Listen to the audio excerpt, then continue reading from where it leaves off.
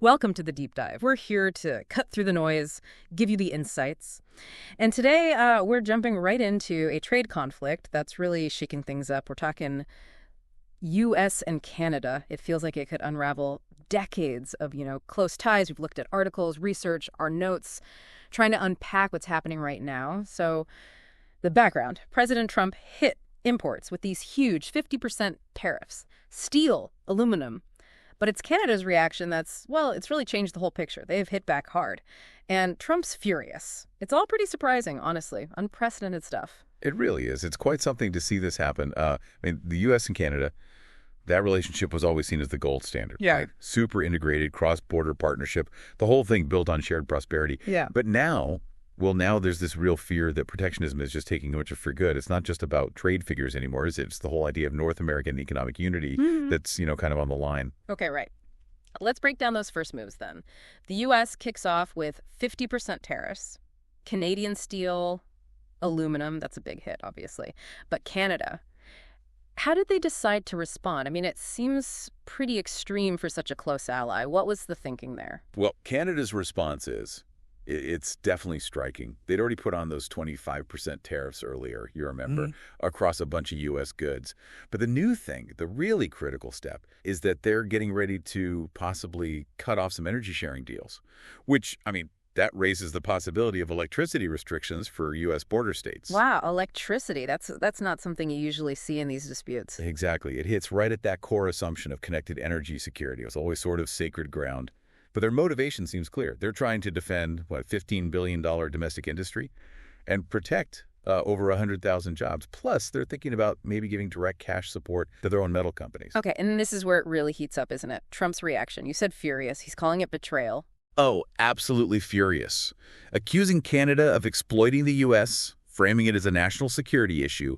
He's even warned he might label Canada's actions as, quote, hostile, and threatened more punishment is coming. Hostile against Canada. That's quite the escalation compared to how he usually handles these things, even for him. It really is.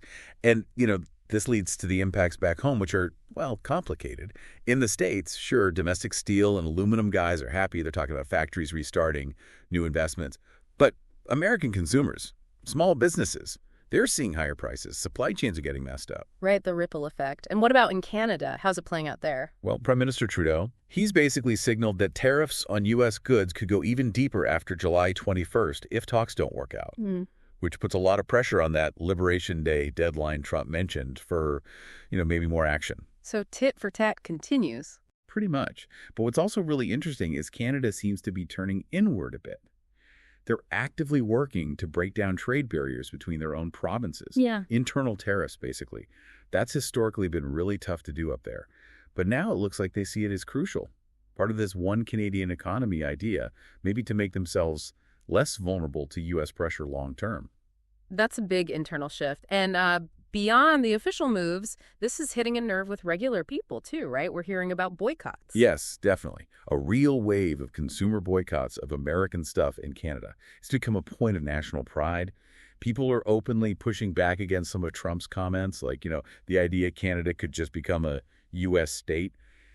That public feeling, it definitely adds pressure on their government to hold firm. So pulling back a bit, what's the bigger picture here? What does this all mean for the region, for the world?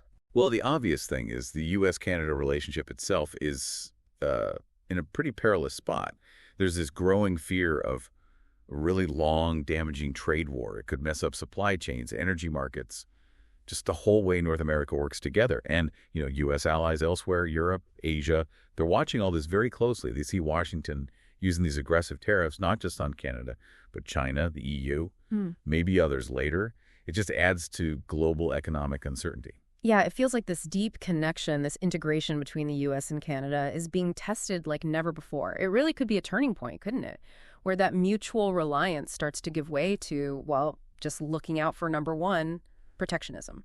Exactly. And maybe something for you, the listener, to think about is, how might this fundamental shift in the North American partnership affect other alliances around the world? Could it change how global trade works? What are the really long-term consequences of this specific dispute for economic cooperation, maybe even for what it means to be an ally?